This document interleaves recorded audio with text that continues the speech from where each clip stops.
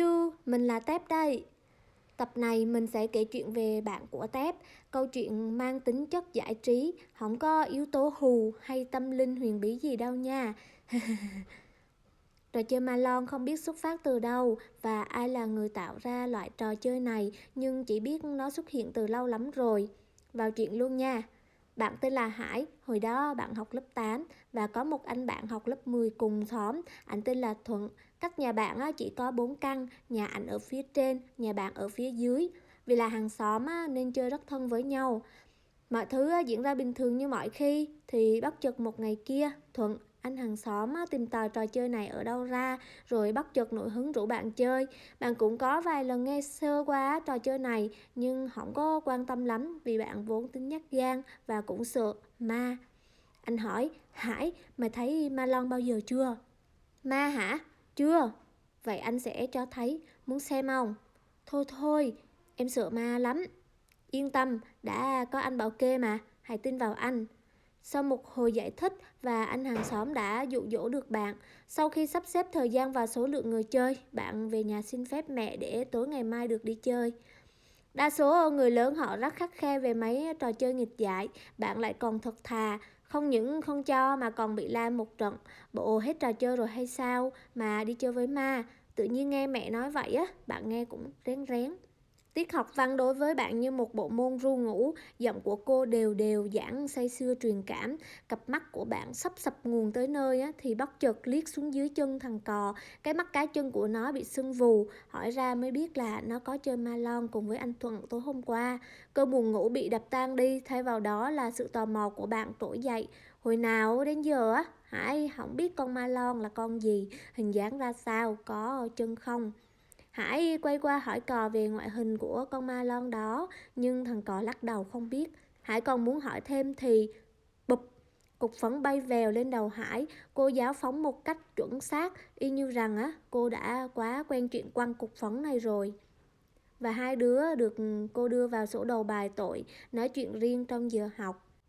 Đến hẹn lại đi, trời đã tối. Sau khi ăn cơm xong, anh hàng xóm, tức là Thuận, đã chuẩn bị đồ nghề đầy đủ. Anh đứng lấp ló ngoài cửa nhìn vô thấy Hải, quan sát nhà không thấy người lớn đâu, liền hú nhỏ. Hải, đi nhanh. Chờ ở đâu anh? Theo anh rồi sẽ biết. Thôi, lẹ lẹ, hơn 8 giờ rồi nè. Bạn đứng nhìn lại phía trong không nghe mẹ nói gì, thấy hoàn toàn yên tĩnh thì bạn yên tâm lén lút nhẹ nhàng đi từng bước, vọt lẹ theo anh hàng xóm. Hai đứa đi bộ băng băng dọc đường, thấy ít người qua lại, xung quanh cây cối rậm rạp và đèn đường bị hư, thỉnh thoảng chớp chớp mấy cái, tạo khung cảnh hơi ma mị. Hải khép nép run run, vừa sợ mẹ la và vừa sợ gặp ma. Thuận động viên tinh thần, bạn cũng đỡ sợ hơn một chút. Cả hai tới nơi thì có 5 đứa lo cho lóc chóc khác, từ 9 tới 14 tuổi hào hứng đang mong chờ. Anh hàng xóm và một bạn xung phong trải đồ ra, rải bánh kẹo, đặt cái lon vào giữa vòng tròn, sau đó cả đám đứng xúm lại, một đứa đại diện cầm cây nhang bước tới khấn câu thần chú gì đó mà bạn không có nhớ.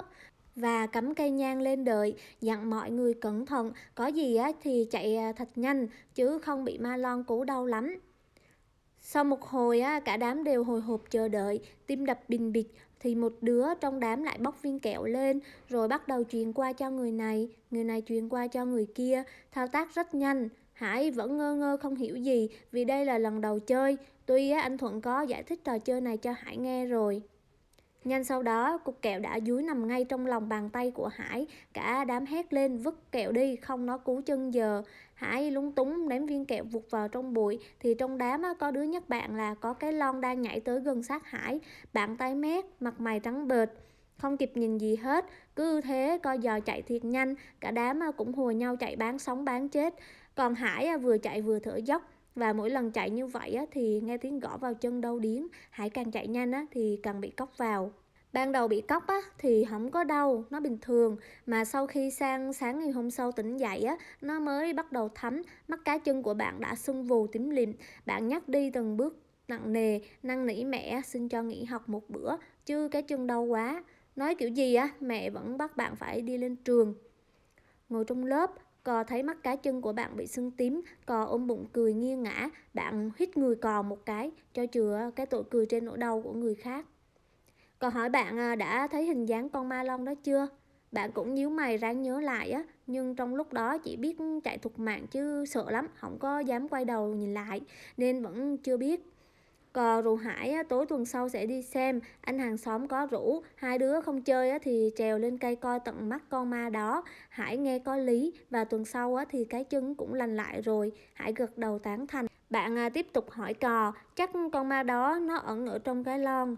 Bạn chưa kịp nói hết câu á, thì bụp, từ trên bục giảng á, cô lại phi viên phấn lên đầu Hải và thằng Cò bị dính chưởng vào trong sổ đầu bài.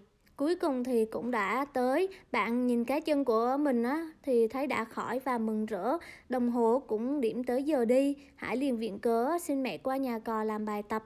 Hải mang sách vở theo để mẹ không phải nghi ngờ. Hải không biết từ khi nào á mình nói dối mẹ như vậy nữa. Vẫn là thời gian cũ, vẫn là địa điểm cũ. Hải và Cò đi sớm, âm thầm trèo lên cây gần đó. Đứa đu lên trước, đứa thì ôm thân cây leo lên sau. Hai đứa lúc này đã yên vị trên cây núp sẵn. Từ trên cao nhìn xuống quan sát rất rõ và bao quát tầm nhìn rộng. Thấy anh hàng xóm và vài anh chị khác nữa lần lượt đi tới, họ nói chuyện rôm rả và làm thủ tục y như lần trước Hải và Cò từng chơi. Vì ngồi trên cây, trời lại tối, thi thoảng hai đứa gãi gãi vì bị mũi chích ngứa. Thực sự thì cái khoảnh khắc này bạn thấy vui cực kỳ và còn hồi hộp nữa. Hai đứa ráng trố mắt coi con ma đó xuất hiện như thế nào. Khi một trong đám người ấy vừa thắp nhang xong thì Thuận, anh hàng xóm, lợi dụng một người bạn không để ý, liền cầm một cái lon khác có xe sẵn sợi chỉ, cột vào mắt cá chân. Mọi thứ Hải và Cò đều ở trên cây nhìn thấy hết. Rồi người bị cột đó hốt hoảng cắm đầu chạy tới đâu là cái lon chạy theo tới đó. Do lực chạy lúc nhanh lúc chậm, cái lon theo quán tính cà giật đập vào chân và nó tự đứt ra. Hai đứa trố mắt nhìn nhau.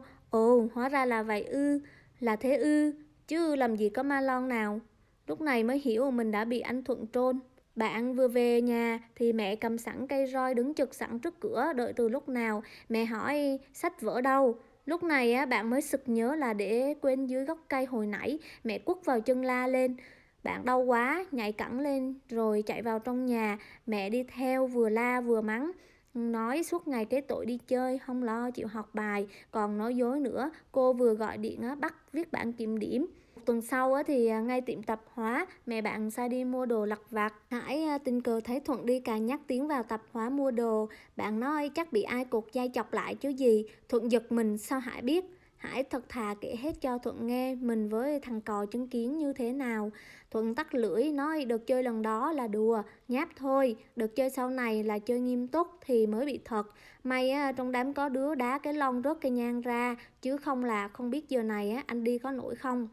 Thuận nói có vẻ rất thật, không có gì là nói dối. Tuy nhiên dù Thuận nói như thế nào đi nữa, Hải cũng không muốn tin nữa. Có rủ bạn chơi thêm thì bạn cũng không muốn chơi và thấy không có vui xíu nào. Chuyện của bạn đã xong và khép lại tại đây. Đối với Tép thì chưa chơi ma lon bao giờ, đã có nghe qua sơ sơ thôi, nên không biết có thật hay không, hay đó cũng chỉ là một trò đùa. Nhưng theo Tép tìm hiểu trên Google thì trò chơi ma lon này cũng như là nghi thức gọi hồn lên. Trò này nghe nói chỉ con nít mới chơi được.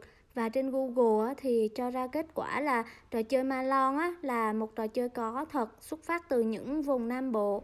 Đây không phải là một trò đùa lấy dây cột vào chân như mấy bạn nghĩ. Liều ăn nhiều là quay lại thật nhanh, rồi đá cái lon cho cây nhang rớt ra ngoài, hoặc là cho nó văng xuống nước để nó không phải rượt dí nữa. Có người thì kêu có thật, có người nói nó chỉ là trò đùa, nhưng dù như thế nào đi nữa, chúng ta nên chọn những trò chơi lành mạnh mà chơi. Chúng ta đã lớn hết rồi ha, chơi gì trò chơi hồi nhỏ nữa, lo kiếm tiền thôi đúng không nè?